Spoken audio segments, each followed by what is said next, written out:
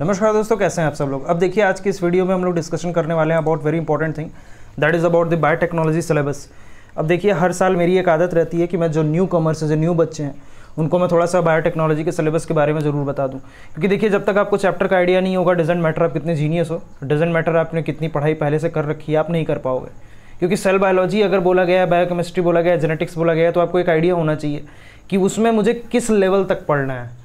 Alright, क्योंकि अभी देखिए, आप सिलेबस भी पढ़ेंगे ना, तो आपको तब भी आइडिया नहीं लगेगा उतना, तो आपको PYQs पे जाना पड़ेगा। PYQ के थ्रू देखना पड़ेगा कि इसको मुझे किस रेंज तक ले जाना है। अब कर क्या रहे हैं कुछ लोग, कि कुछ लोग आपको जो पढ़ाते हैं वो क्या करते हैं कि CSIR नेट लेवल तक पढ़ा देते हैं। That is the biggest mistake. यही सबसे बड़ी मिस्टेक हो रही है आजकल के टीचर से भी हो रही है, स्टूडेंट्स से तो मान लीजिए हो ही रही है। तो हम लोगों का ये दायित्व बनता है, हम टीचर्स लोगों का, कि आप लोगों को गाइड करेंगे क्या चीज़ पढ़नी है और मोस्ट इंपॉर्टेंट थिंग क्या चीज़ छोड़नी है। इस बात को याद रखिएगा, क्या चीज़ छोड़नी है ये ज़्यादा इंपॉर्टेंट है। तो सबसे पहले तो वेलकम टू क्राइसेट बायोलॉजी, क्योंकि बहुत बच्चों की रिक्वेस्ट थी कि सिलेबस को ज़रूर डिस्कस करिएगा। हर साल आप करते हैं, इस बार भी करिएगा, तो ज़रूर बिल्कुल करेंगे। दूसरी इंपॉर्टेंट चीज़ दोस्तों, लेक्चर्स आना बीच में बंद हो गए थे। तो लेक्चर्स बंद होने का कारण आपको भी पता है, मैंने कई बार बताया, we were working on app. तो ऐप पे हम लोग काम कर रहे थे, इसकी वजह से थोड़ा लेट हो गया, वरना मैंने 2-3 लेक्चर्स डाल रखे हैं। तो एक सेल सिग्नलिंग पे आ चुका है, बाकी 2 सेल बायोलॉजी पे आ चुकी है। तो अब लेक्चर्स कंटिन्यू होंगे। बहुत बच्चों का क्वेश्चन ये था कि सर क्या ऐप पे ही मिलेगा? नहीं, बिल्कुल नहीं, लेक्चर आपका यूट्यूब पे ही आएगा। अभी बिल्कुल नया नया है, इसलिए टेस्ट सीरीज लीजिएगा। अभी टेस्ट सीरीज के बारे में हम लोग डिस्कस करेंगे, but first of all major focus is on the syllabus. तो ये देखिए, बड़ा प्यारा सा खूबसूरत सा सिलेबस आ चुका है हम लोगों का बायोटेक्नोलॉजी का। अब देखिए, बायोलॉजी 10+2+3 लेवल, ऑब्वियस सी बात है यार, ग्रेजुएशन लेवल की आएगी, ठीक है। तो यहाँ पर जब आप गौर करेंगे तो यहाँ पे लिखा हुआ है cell biology. The most important thing which you have to note here is that कि सेल बायोलॉजी में आपको structure of the prokaryotic and eukaryotic cell, देखिए जब मैंने लेक्चर लिया था ना, तो मैंने स्ट्रक्चर ऑफ प्रोकैरियोटिक और यूकैरियोटिक सेल को समझाया था। अब उसमें जाइएगा, देखिएगा, उसमें लिखा हुआ है। ऑलराइट, तो अब हम लोगों को सोचना ये है कि हम लोगों को इसमें क्या पढ़ना है और क्या छोड़ना है। तो सेल मेम्ब्रेन के बारे में हम लोग डिस्कस कर रहे थे। सेल मेम्ब्रेन के भी बारे में हो सकता है कि क्या चीज़ आपको पढ़नी है, क्या चीज़ छोड़नी है। सेल मेम्ब्रेन के भी बारे में थोड़ा सा लेक्चर लिया था, ठीक है। तो मेम्ब्रेन स्ट्रक्चर एंड फंक्शन, ये सेल मेम्ब्रेन की बात हो रही है, प्लाज्मा मेम्ब्रेन की। Organelles and internal organisation of the eukaryotic cell, ठीक, eukaryotic cell, organelles and internal organisation of the eukaryotic cell. दोबारा से रिपीट कर रहा हूँ, जो बोला गया है सिर्फ वही पढ़ना है, सब पढ़ने की जरूरत नहीं है यहाँ पे। दूसरी बात है दोस्तों, प्रोटीन ट्रैफिकिंग, ये तो बड़ा ही इंपॉर्टेंट है। चाहे आप ये ले लो, चाहे TIFR की बात कर लो, दोनों में ही इससे क्वेश्चंस आते हैं। एंड मोस्ट इंपॉर्टेंट थिंग, मैंने बोला है, जिस चीज़ की तैयारी कर रहे हो सिर्फ उसी पे फोकस रहो। इसमें ये मत समझना कि इसके थ्रू तुम CUET भी कर सकते हो। CUET is completely a different level of game. ये पूरा दूसरी तरीके से होता है, क्योंकि आपको पता है, देखिए आपको ये तो पता है कि MCQ आता है, MSQ आता है, NAT आता है, बट आपको आइडिया होना चाहिए कि इसको कैसे डील करना है। तो डील करने के लिए क्या चाहिए? प्रोटीन ट्रैफिकिंग में आपको पूरा वो सिस्टमेटिक वे से समझना पड़ेगा कि ट्रैफिकिंग होती कैसी है, ठीक है। उसमें क्या चीज़ पढ़नी है, क्या चीज़ छोड़नी है, ठीक, इस बात को याद रखना। यूकैरियोटिक सेल के अंदर सेल कम्युनिकेशन सिग्नलिंग पाथवेज, आपको ऑटोक्राइन, एंडोक्राइन और पैराक्राइन सिग्नलिंग पढ़नी है, तो ये बात याद रखिएगा। ऑटोक्राइन इसमें नहीं दिया है, तो इसका मतलब ये नहीं पढ़ोगे, क्योंकि जब इम्यूनोलॉजी में आओगे तो ऑटोक्राइन सिग्नलिंग आपको वहाँ पे पढ़नी पड़ेगी, जैसे IL-2 होता है, इंटरल्यूकिन 2 वगैरह, ठीक है। लेक्चर लूँगा तो समझाऊंगा आपको। एक्स्ट्रा सेलुलर मैट्रिक्स, फिर बोल रहा हूँ दोस्तों, फैंसी बुक्स के पीछे मत भागिए। ब्रूस एंड एडवर्ड पढ़नी है, मुझे लॉडिश पढ़नी है, मैं बुक की लिस्ट पे अलग वीडियो लेकर के आऊँगा। देखिए, माफ़ कीजिएगा, हम लोगों का लेक्चर सीरीज़ चल रही थी, बट लेक्चर सीरीज़ के दौरान ऐप डेवलप हो गया, और इसके बाद जो है हम लोग इस सब चीज़ों के बारे में डिस्कस करें, ये भी डिस्कस करना ज़रूरी है। तो आप कहेंगे सर लेक्चर सीरीज़ गड़बड़ हो गई, कुछ नहीं करना है, प्लेलिस्ट सेक्शन में जाओ, प्लेलिस्ट सेक्शन में जाकर के चेक करना, तो तुमको पूरे जितने भी आपको लेक्चर्स हैं वो मिल जाएंगे, ठीक है। लेकिन बीच बीच में ये सब चीज़ें भी डालना ज़रूरी है, क्योंकि अगर मैं ये नहीं डालूंगा तो आपको आइडिया नहीं लगेगा, क्योंकि आप न्यू कमर्स, पुराने बच्चे तो जानते ही हैं, पुराने बच्चों के लिए भी मैंने स्ट्रैटेजी शेयर कर रखी है, आप लोग चाहें तो चैनल पर जाके देख सकते हैं। उसके बाद है दोस्तों apoptosis, again a very important चीज़, इसको आप छोड़ नहीं सकते हैं एपोप्टोसिस को, ठीक है। सेल साइकिल में स्टेजेस, ये आप कोई भी एग्जाम दो यार, चाहे CSIR नेट दो, चाहे आप DBT दो, चाहे आप TIFR दो, आप सेल साइकिल से नहीं बच सकते हैं, क्योंकि सेल साइकिल का डायरेक्ट रोल फिर आपको कैंसर में देखने को मिलेगा। तो उसमें भी आपको प्रोटोऑन्कोजीन्स और जितने भी ऑन्कोजीन्स होते हैं, ये सब आपको पढ़ने पड़ेंगे, ट्यूमर सप्रेसर जीन्स, तो ये सारी चीज़ें याद होनी चाहिए। कंट्रोल ऑफ द सेल, देखिए control of the cell division cycle, जैसे हम लोग बात करें तो आपका साइक्लिन होता है, साइक्लिन डिपेंडेंट काइनेजेस, उसमें जो डिफरेंट फंक्शंस होते हैं, पूरे जो टेबल बने रहते हैं, बडिंग ईस्ट में कौन सा काम आ रहा है, ठीक है, फिशन ईस्ट में कौन सा काम आ रहा है, तो इसका दौरान आपको एक आइडिया होना चाहिए। तो पूरी लिस्टिंग होती है, उसमें याद करना पड़ता है आपको, ठीक है। ऑलराइट, बायोकेमिस्ट्री, देखिए बायोकेमिस्ट्री बहुत बच्चों के लिए नाइटमेयर होती है, मतलब डर लगता है थोड़ा सा यार, बिल्कुल ऑब्वियस सी बात है। जब मैं अपने ग्रेजुएशन पोस्ट ग्रेजुएशन में था तो मुझे भी डर लगता था बायोकेमिस्ट्री से, बट उतना ही ये फिर ईजी हो गई। याद रखिएगा, कभी भी फर्स्ट टेक में लेनिंजर मत उठाइएगा, अभी बच्चे हो आप अभी, ठीक है। फैंसी लगने के लिए कह दिया जाता है यार उस फलाना यूनिवर्सिटी फलाना आईआईटी में तो पूरा पढ़ाया जा रहा है, सोचो तुम्हारा माइंडसेट कितना कमज़ोर होगा। ये कुछ नहीं, तुम्हें एग्ज़ाम निकालना है, लिमिटेड टाइम में लिमिटेड चीज़ें पढ़ के निकालो। लेनिंजर पढ़ के आपको किसी का बहुत बड़ा मतलब डायनेमिक पर्सनालिटी नहीं बननी है आपको, राइट। जब आप एमएससी में जाओगे, जब CSIR नेट की प्रिपरेशन करोगे, मैं तो कहता हूँ CSIR नेट के लिए भी ज़रूरत नहीं है, किसी भी कोचिंग इंस्टीट्यूट से अगर तुम पढ़ रहे हो तो ये सब चीज़ें पढ़ने की ज़रूरत थोड़ी ही है। फिर जब PhD में जाओगे तो इन सब चीज़ों की ज़रूरत पड़ेगी, तो फिर क्यों परेशान हो इस चीज़ के लिए। ऑलराइट, ज़्यादा यहाँ पे फिर बोल रहा हूँ, ज़्यादा स्मार्ट बनने की ज़रूरत नहीं है, ठीक है। सारी स्मार्टनेस निकल जाती है एग्जाम के उस 3 घंटे के पेपर में। तो कोशिश किया करिए वही चीज़ पढ़ने की जिसकी ज़रूरत है। Not everything is required to crack the exam. I have seen most of the student who are very much qualified for this examination but is still not able to get that rank, क्योंकि limited पढ़ना पड़ता है ना। Biochemistry, structure and function of the biological macromolecules. आप देखिए cell membrane और membrane structure और function यहाँ पे है, यहाँ पे भी आ गया बायोलॉजिकल मैक्रोमोलिक्यूल्स, राइट। देखिए बायोलॉजिकल मैक्रोमोलिक्यूल्स में आपको थोड़ा सा पढ़ना पड़ता है डिटेल में, जितने भी आपके लिपिड्स हो गए, कार्बोहाइड्रेट्स हो गए, ठीक है, फैट्स हो गया, वाइटामिन हो गया, तो इसको बहुत ध्यान से पढ़िएगा। देखिए विटामिन को हल्के में मत लीजिएगा, विटामिन में डायरेक्टली स्ट्रक्चर बना करके सवाल पूछता है। जब आप टेस्ट सीरीज लोगे ना हमारी, तो उसके अंदर हम लोगों ने क्वेश्चन इंक्लूड करके रखा हुआ है, ठीक है। एलोस्टोरी, आप एंजाइम के बारे में बात करोगे तो बिल्कुल आएगा। एंजाइम का बेसिक मैकेनिज्म आपको पता होना चाहिए। बेसिक क्या मतलब ठीक ठाक आना चाहिए, बेसिक तो कुछ नहीं होता है भाई, बेसिक लिख दिए हैं। फिर बोल रहा हूँ ना again, don't fall into the trap, go and search the PYQs also. अगर PYQ नहीं सर्च कर पा रहे हो तो आप हमारी टेस्ट सीरीज लो, टेस्ट सीरीज के अंदर दिया हुआ है, ठीक है। मर्जी है आपकी, कोई ज़बरदस्ती प्रेशराइज नहीं कर रहा है, you can take it from anywhere also. फिर माइकलिस मेंटेन काइनेटिक्स याद है ना, KM, Vmax, V0, ये सब आता है। एंजाइम इनहिबिशन, बिल्कुल मैंने बोला ना, विटामिन एज अ को एंजाइम्स बिल्कुल आता है। TCA साइकिल में डायरेक्टली इस्तेमाल आपको दिखाऊंगा मैं। रेगुलेशन, बायो एनर्जेटिक्स आपको पता ही है, free energy change, high energy compounds. High energy compounds में जैसे किसकी ATP बात हो रही है, biological oxidation reduction reactions and reduction potential. Reduction potential बहुत इंपॉर्टेंट है, हालांकि इसमें उल्टा लिख दिया है।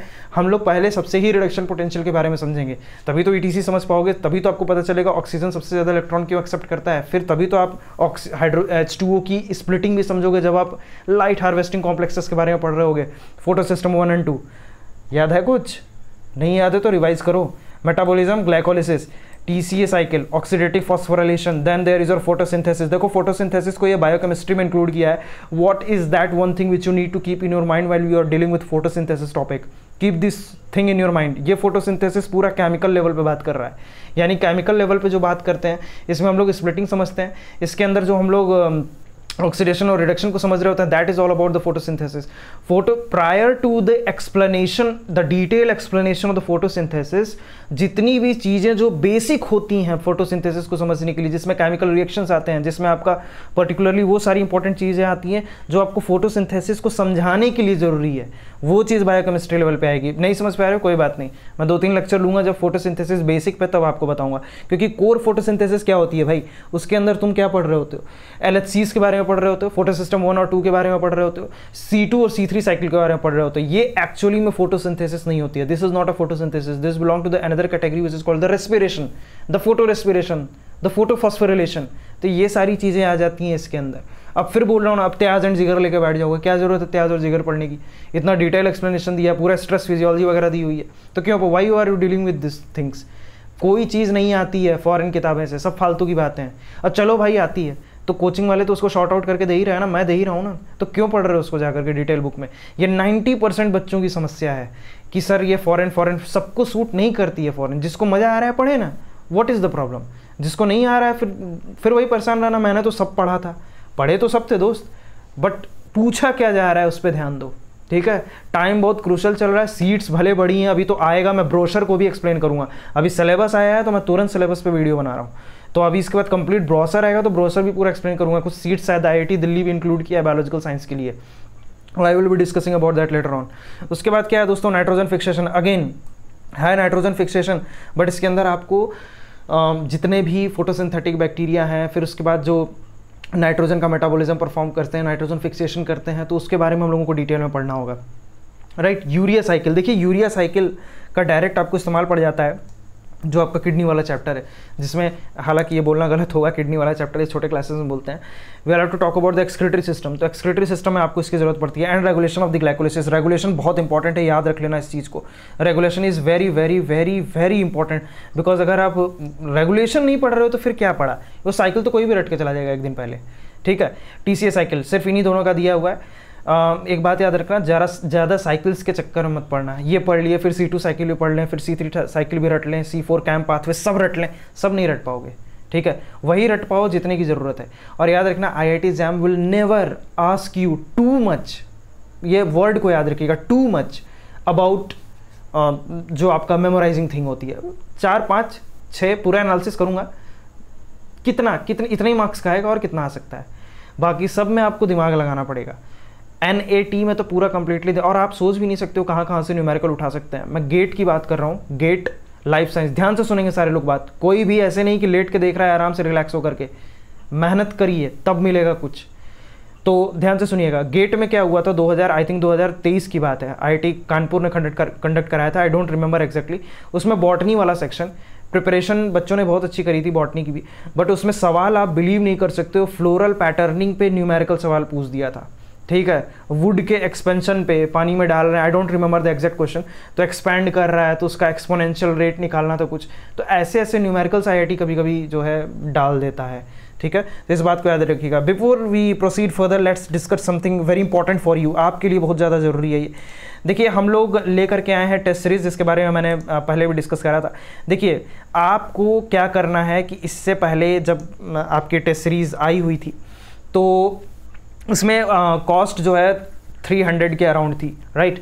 तो 300 के अराउंड कॉस्ट थी, तो उसमें जिन लोगों ने अवेल करा दैट्स गुड, जिन लोगों ने देखा उनको अच्छा रिस्पांस भी मिला, बहुत अच्छे रिस्पांस आ रहे हैं। कई लोगों ने क्वेश्चन भी पूछे कि सर आप लेक्चर भी लाओगे क्या? नहीं, मैंने कुछ बच्चों से प्रॉमिस कर रखा है, कुछ बच्चे नहीं अफोर्ड कर पाएंगे, मैं कहता हूँ 2000 भी करेंगे तो नहीं कर पाएंगे, अभी तो नहीं कर पाएंगे, लेकिन करना तो पड़ेगा ही ना कुछ समय बाद।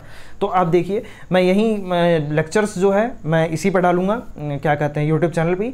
आप 300 में आपको जो है ये मिल जाएगा, और मिल जाता था अभी तक, अब इसकी प्राइस हाइक हो चुकी है अप टू 800, राइट। तो आप इसको जो है अवेल कर सकते हैं इतने कॉस्ट पे। आप लोग ऐप जो है डाउनलोड करिए, लिंक दिया हुआ है डिस्क्रिप्शन में। लेकिन अपसेट मत होइए कि 800 में कैसे करेंगे, 800 तो हम नहीं अफोर्ड कर सकते, तो कोई बात नहीं। अगर आप 800 अफोर्ड नहीं कर सकते तो वेट फॉर रक्षाबंधन, रक्षाबंधन पे ये जो है फीस जो है कम होगी, राइट। फिर जो है आप वेट फॉर 15 अगस्त, 15 अगस्त या 14 अगस्त को भी आप डेट देखते रहिएगा, आई थिंक 14 अगस्त पे ही जो है आपको इसमें फीस में आपको जो है गिरावट देखने को मिलेगी, तो आप इसको अफोर्ड कर सकते हैं। टेस्ट सीरीज लो, PYQ देखो, ये आपके लिए इसीलिए लाया गया है क्योंकि सब कोई किताबें नहीं परचेज कर सकता। It's not easy to purchase each and every book and all those thing. तो आप अगर नहीं अफोर्ड कर पा रहे हो तो हमारे टेलीग्राम ग्रुप को ज्वाइन कर रखो, उसमें नोट्स मिलते रहेंगे। नोट्स के अलावा आपको जो है यहाँ पे अब कुछ तो देना पड़ेगा ना, एकदम मुफ्त में मत रहो, एकदम मुफ्त की चीज़ें ठीक नहीं होती, ठीक है। तो ये फीस कम होगी फिर से रक्षाबंधन पे एंड योर 15 अगस्त पे, ठीक है। तो आप इस चीज़ को याद रखना। Now let us discuss about our syllabus. तो सिलेबस में हम लोग क्या डिस्कस करने वाले थे, अगला जो नेक्स्ट, एक सेकंड जरा सा मैं इसको बंद कर लूँ तो okay, right, okay, so okay, yes, genetics. Let's talk about genetics. Genetics के अंदर क्या पढ़ना है हम लोगों को? सो जेनेटिक्स के अंदर हम लोगों को जो चीज़ें देखनी है, एक सेकंड दोस्तों, ज़रा सा इसमें ये चीज़ यहाँ पर है, ओके, ऑलराइट, यस, मेंडल के लॉज पढ़ने हैं हम लोगों को। मेंडल के लॉज में अब आपको याद ही होगा कि मेंडल के जो 3 लॉज थे, एक लॉ नहीं था, ठीक है, उसको लॉ डाल देते हैं लोग, बट मेंडल के लॉज, ठीक है, उसके अंदर आपको लिखा नहीं है इसके अंदर, तो थोड़े से डेविएशंस भी पढ़ने पड़ेंगे हम लोगों को, थोड़े से क्या, जितने भी डेविएशंस थे सब। इसमें से सबसे ज़्यादा इंपॉर्टेंट है दोस्तों, धीरे से डाल देते हैं लोग, पेडिग्री एनालिसिस। इस पेडिग्री एनालिसिस को बहुत ध्यान से देख लेना, बहुत ज़्यादा जरूरी होता है ये, मतलब जितनी छोटी पेडिग्री होगी उतनी खतरनाक होती है। छोटा छोटा पेडिग्री बना करके दे देते हैं, आपको निकालना पड़ता है ये कौन सी है, ये एक्स लिंक्ड है, वाई लिंक्ड है, कैसी है, डोमिनेंट है, रिसेसिव है, राइट।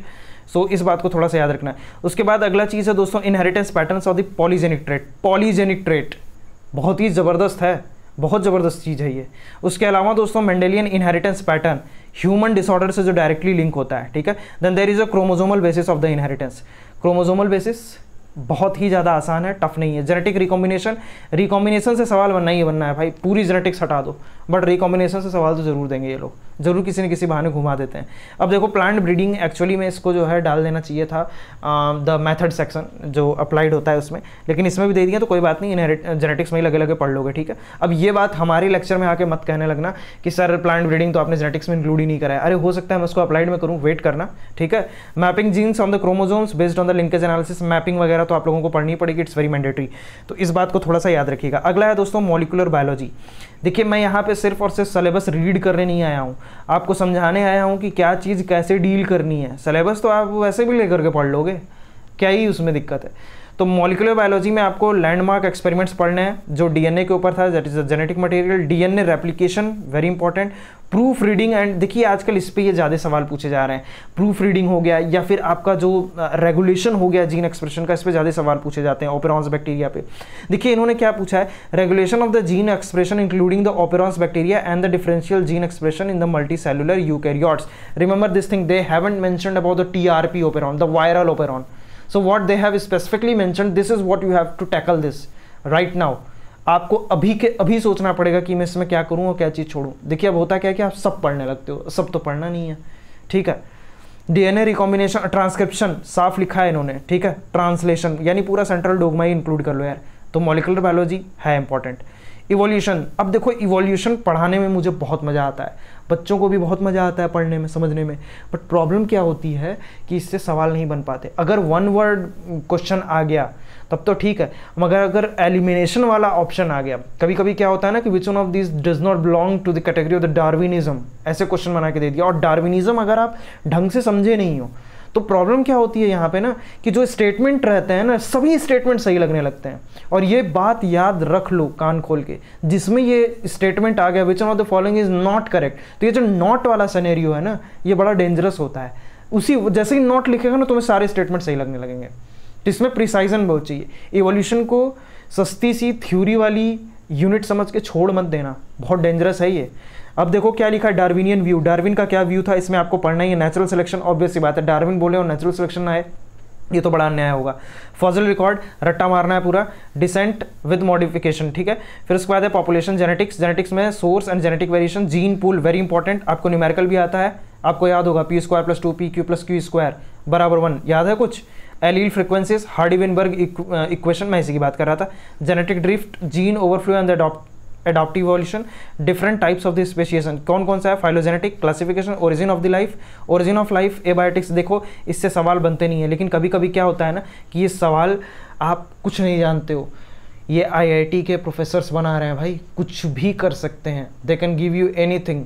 वो ईजी से ईजी को टफ बना देंगे, टफ से टफ को ईजी बना देंगे। अभी क्या हुआ था, IISc बेंगलोर ने कंडक्ट करा था गेट का एग्ज़ाम, तो क्या हुआ, बहुत टफ आएगा, IISc ले रहा है, रिसर्च में बहुत टॉप नॉच बनाता है, ये वो फलाना डिमका, नहीं हुआ भाई, कुछ नहीं हुआ। इतने सिंपल क्वेश्चन आए थे कि एक हार्ड कोर लेवल पे पढ़ने वाला बंदा जो बहुत डीप में पढ़ा था उसका सिलेक्शन ही नहीं हुआ, और जो बहुत लेवल पे पढ़ा था, मतलब लेवल पानी के एकदम ऊपर सतह पे रहो, ज़्यादा डूबने की ज़रूरत नहीं है, वो बंदा निकाला है गेट में, न सिर्फ निकाला है, अच्छे IIT में भी चला गया, ठीक है। मेरे को बहुत सारे मैसेजेस भी आए हैं इंस्टाग्राम पे, मैं ज़रूर शेयर करूँगा जब वो लोग अच्छी जगह पे सेलेक्ट हो जाएंगे तो, और वो लोग मुझे ईमानदारी से बताएंगे कि आपकी वजह से या आपने थोड़ा बहुत जो 0.1% मेरे लिए मेहनत करी, मेरा उसकी वजह से सिलेक्शन हुआ, तो मैं ज़रूर आपको उनका इंटरव्यू लेकर के दूंगा, ठीक है, परेशान नहीं होना है। Let's talk about microbiology. अब बहुत इंटरव्यूज़ के पीछे मत भागिए किसी के, ठीक है, फलाना ऐसे निकालिए वैसे, क्या ज़रूरत है इसकी। Somebody is having a potential of studying about 12 hours and you are having a potential of studying about 8 hours and grasping the same particular thing in that 8 hours, तो तुम ज़्यादा बेहतरीन हुए ना। जरूरी थोड़े है कोई 18 पढ़ रहा है तुम भी 18 घंटा पढ़ोगे। Stick with your principles, your ethics, उसके साथ जुड़े रहो, ठीक है। माइक्रोबायोलॉजी सबका फेवरेट अंटिल एंड अनलेस इसमें न्यूमेरिकल ना आए, ठीक है, क्योंकि न्यूमेरिकल बड़ी डेंजरस चीज़ होती है माइक्रोबायोलॉजी में, लगते ही नहीं है। ग्रोथ काइनेटिक्स के सवाल अजीब अजीब से लॉग आ रहे हैं, अजीब अजीब से वो आ रहे हैं, कोई दिक्कत नहीं, कॉम्प्रोमाइज़ करेंगे हम लोग, सीखेंगे, टाइम है हमारे पास, बिल्कुल सीखेंगे, क्यों नहीं सीखेंगे। तो आइसोलेशन इसका कैसे होता है, कल्टीवेशन कैसे होता है, features of the virus, bacteria, fungi and protozoa, pathogenic microgen, nutrition based classification microbe का कैसे होता है, माइक्रोबियल मेटाबॉलिज्म, ग्रोथ काइनेटिक्स, देखिए यही खतरनाक चीज़ है। Submerge fermentation techniques and microbial genetic. अब सब पढ़ने मत लग जाना, लगे विब्रियो कॉलेराई को इंटरलॉक करके चेक करने की कैसे डायरिया कॉज करता है, लगे पूरा इन्फ्लुएंजा पढ़ने, लगे पूरा एकदम प्रोटोजोअल इन्फेक्शंस का क्लासिफिकेशन बना करके पढ़ने। क्यों पढ़ रहे हो? जब तक लिखा नहीं है तब तक क्यों पढ़ रहे हो? चलिए, प्लांट बायोलॉजी मेरी तो स्पेशलाइजेशन ही है दोस्तों बॉटनी में, तो मुझे तो बड़ा मज़ा आता है भाई प्लांट बायोलॉजी, इसको पढ़ाने में मुझे बहुत मज़ा आता है। तो इधर है आपका types of tissues and organs. Tissues याद है कुछ, मेरिस्टेमेटिक टिश्यू हो गया, फिर उसके बाद आपका प्राइमरी एंड सेकेंडरी ग्रोथ हो गया, मॉर्फोजेनेसिस हो गया, transport of the vascular plants, xylem and phloem, plant nutrition, development of the flowering plants, gametophytic, sporophytic generations, ठीक है, डिफरेंट डेवलपमेंटल फेजेस, राइट। तो डेवलपमेंटल फेजेस क्या क्या हैं इसको भी आपको ख्याल में रखना है। Genetic control of the flowering gametogenesis, ठीक है, incompatibility, embryogenesis, dormancy, germination and environmental influence, plant hormones, photobiology, plant response to the biotic and abiotic stresses. ये स्ट्रेस को बड़े ध्यान में रखिएगा, ये CSIR नेट वाले कैंडिडेट्स के लिए भी बहुत ही ज़्यादा इंपॉर्टेंट होता है। आपको सॉल्ट स्ट्रेस पढ़ना होता है, हीट स्ट्रेस पढ़ना होता है, कोल्ड स्ट्रेस पढ़ना होता है। सो विच स्ट्रेस इज वेरी इंपॉर्टेंट, जिस पे क्वेश्चन आए होंगे वही इंपॉर्टेंट होगा, राइट। नाउ देयर इज और एनिमल बायोलॉजी। एनिमल बायोलॉजी देखिए, ये बंदा चाहे बॉटनी का हो, जूलॉजी वालों को तो मज़ा आता ही है, माइक्रोबायोलॉजी का हो, किसी से भी आपने पढ़ रखा है, आपको एनिमल बायोलॉजी में बड़ा मजा आएगा। तो क्या है दोस्तों, digestive system, circulatory, respiratory, excretory, nervous, reproductive and endocrine, जिसमें से एंडोक्राइन बहुत ही ज़्यादा इंपॉर्टेंट है, क्योंकि एंडोक्राइन में दोस्तों इन लोगों की इंसुलिन बड़ी फेवरेट रही है, इन लोगों के रिसेप्टर टायरोसिन काइनेसेस बड़े वो रहे हैं, ठीक है। तो रिसेप्टर का नाम मैं क्यों ले रहा हूँ, मैं पहले भी आपको लेक्चर्स में बता चुका हूँ। Receptors are very very very important, because if you don't know how the receptors work, you will not be able to identify how most of the hormones work, how the different drugs works, how the different toxins work. So this is very important. Basics of immunology, ध्यान से देखिएगा, basics लिखा है, innate और adaptive immunity, immune cells and immunoglobulins, बड़ा favourite होता है। immunoglobulins means they are talking about the antibodies. Animal development देखिए, बड़ा स्मार्टली घुसा दिया इसी के अंदर एनिमल डेवलपमेंट। मेरा मानना है इसको एनिमल बायोलॉजी, ठीक है, एनिमल बायोलॉजी में घुसाया, ठीक है, फिजियोलॉजी में नहीं इसको डालना चाहिए, इसको एकदम अलग सेक्शन बना के रखना चाहिए, because this is completely different. Fertilisation, embryonic pattern, formation, cleavage, gastrulation, cellular differentiation and morphogenesis, ठीक है, पढ़ाऊंगा आपको डिफरेंशिएशन कैसे होता है, अनडिफरेंशिएटेड सेल्स क्या होती हैं, उसका रीडिफरेंशिएशन कैसे होता है। लग जाइए एकदम, टाइम नहीं है आपके पास, डिटेल सिलेबस डिस्कशन है ये। उसके बाद है दोस्तों इकोलॉजी। अब आप अगर स्टूडेंट हैं बॉटनी के तो आपको इकोलॉजी पढ़ने में बड़ा मजा आता होगा। क्लाइमेट पैटर्न्स पढ़ने होते हैं आपको, ज़्यादा डिटेल में मत जाइए क्लाइमेट पैटर्न्स के, ठीक है। टेरेस्ट्रियल और aquatic biomes, environmental constraints of the species, distribution, factors affecting the population density, very important. Interaction among the communities, community क्या होता है, population क्या होता है, दोनों के बीच में डिफरेंस पता होना चाहिए आपको। ecosystem is very very very important, very important, छोटा सा लिख दिया है लेकिन बहुत इंपॉर्टेंट है। इकोलॉजिकल रिमेडिएशन, आपको उसके अंदर बहुत सारे पिरामिड्स बनाने होते हैं। पिरामिड आपको पढ़े होंगे आप लोग, पॉन्ड का पिरामिड क्यों उल्टा हो जाता है, किसी को पता है? अगर पता है तो जरा कमेंट सेक्शन में आंसर दीजिएगा।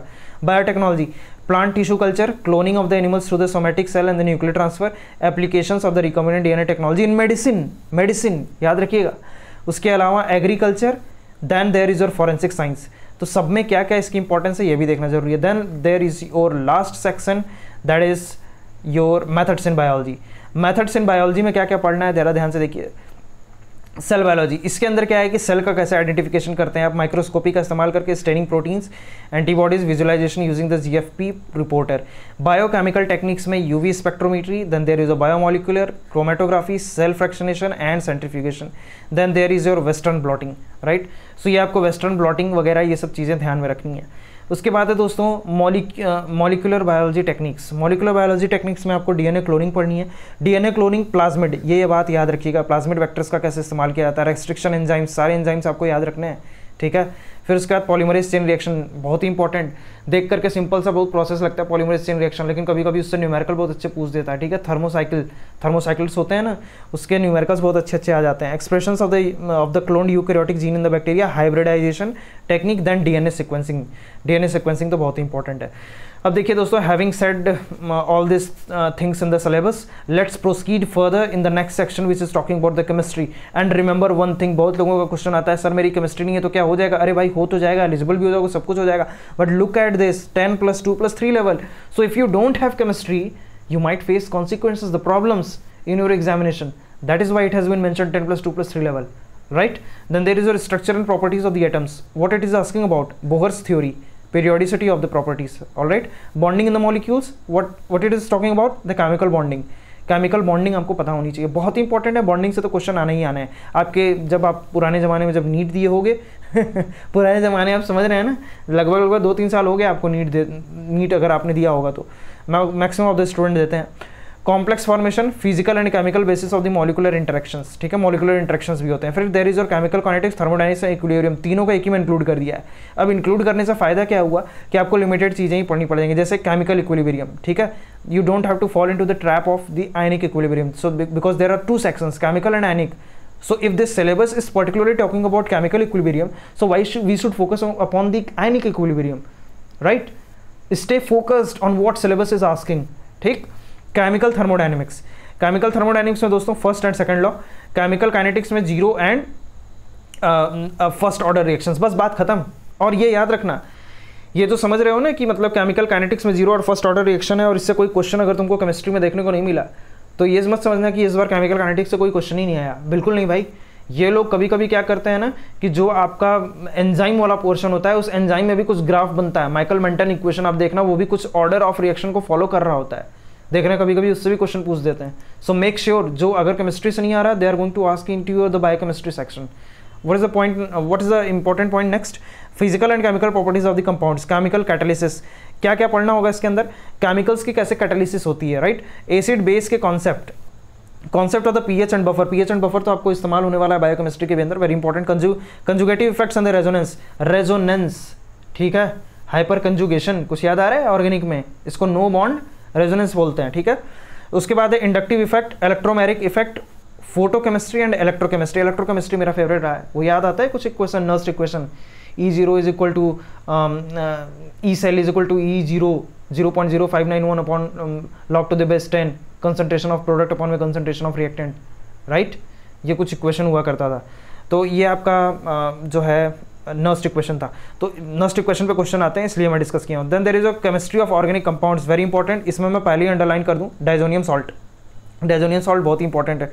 डाइजोनियम सॉल्ट बना लेते हो तो उसके बाद तुम और भी बहुत सारे कंपाउंड, मेरा ये मानना है कि ऑर्गेनिक केमिस्ट्री प्रिपेयर करनी है तो पूरा जितना भी रिएक्शन तुम बना रहे हो, पूरा जिसके प्रोडक्ट बनते चले जाते हैं उसको प्रैक्टिस किया करो, ठीक है। कन्वर्जेंस बहुत इंपॉर्टेंट है, एक बोर्ड ले लो, उस बोर्ड पे पूरे कन्वर्जेंस बनाया करो। फिनॉल से डायरेक्टली पहुंच जाओ कार्बोक्सिलिक एसिड, फिनॉल से जो है पिक्रिक एसिड पे पहुंच जाओ, ठीक है, ट्राइनाइट्रोटोलुइन पे पहुंच जाओ, फिनोफ्थलीन पे पहुंच जाओ, बहुत कुछ बनाया जा सकता है। जब आगे डिस्कस करूंगा तो आपको बताऊंगा। Aromatic hydrocarbons, then there is और amino compounds, then there is और अल्डिहाइड्स, कीटोन्स, कार्बोक्सिलिक एसिड, ठीक है। फिर उसके बाद stereochemistry of the carbon compounds. अब देखो स्पेक्ट्रोस्कोपी बहुत इंपॉर्टेंट है, ये स्पेक्ट्रोस्कोपी तुम्हारा डायरेक्टली इस्तेमाल होगा जब तुम आगे एमएससी भी करने जाओगे, तो जब तुम्हें डिसर्टेशन और प्रोजेक्ट वर्क दिया जाएगा आईआईटीज़ में। गॉड ब्लेस यू, सब कोई आईआईटी में हो जाए, जो मेरी जगह से पढ़ रहा हो तो सबका होना चाहिए, बड़ा मजा आ जाएगा फिर तो। Fundamentals of the molecular spectroscopy, emission and absorption spectroscopy, then there is और UV vis, then there is और IR 1D NMR spectroscopy, basics of the mass spectrometry, basics of the calorimetry, basics concepts of the crystallography. तो ये सब सारी चीज़ें याद रखनी है। देन देयर इज और मैथमेटिक्स का सिलेबस मैं कहूँगा कि एक बार आप गो थ्रू कर लीजिएगा, जब मैं इसको टेलीग्राम ग्रुप में डालूंगा तो बहुत आसान है। मेरा ये मानना है कि मैट्रिसेस एंड डिटर्मिनेंट्स पढ़ लेना, वेक्टर्स आने वाले हैं, ट्रिग्नोमेट्री जरूर देख लेना, वैसे सब इंपॉर्टेंट है, कहीं से भी दिया जा सकता है। प्रोबेबिलिटी इज होल इंपॉर्टेंट, ये कंप्लीटली मैं प्रोबेबिलिटी को ही अंडरलाइन कर देता हूँ, ऑलराइट। इसमें बहुत इंपॉर्टेंट बायोस्टैटिक्स में पढ़ सकता है डिस्पर्सन, फिर उसके बाद आपका analysis of the frequency distribution, alright. तो क्वाड्रेटिक इक्वेशन से अब जनरली सवाल नहीं आते हैं, कभी कभी इतने इजी सवाल आपको देखने को मिल जाएंगे कि आप बिलीव ही नहीं करोगे। एक बार क्वेश्चन पूछ दिया था इक्विलेटरल ट्रायंगल का, आपको बस वो दे करके साइड्स दे दिए थे और फिर आपको जो है एल्टीट्यूड दे दिया था, फिर आपको पूरा उसका एरिया निकालना था। That was very simple, √3/4a² रखना था, फिर कहानी खत्म थी, बहुत सिंपल क्वेश्चन दे दिया था। फिजिक्स में आई वुड से कि ज़्यादा न्यूमेरिकल के पीछे मत भागिएगा, ऑलराइट, करिए प्रैक्टिस। अब पता चला केमिकल, अरे माफ़ कीजिएगा, पता चला कि पूरी तरीके से आप जो है मोशन लॉज में चले गए, लॉज ऑफ मोशन में पूरा इतना डीप जाने की जरूरत नहीं है।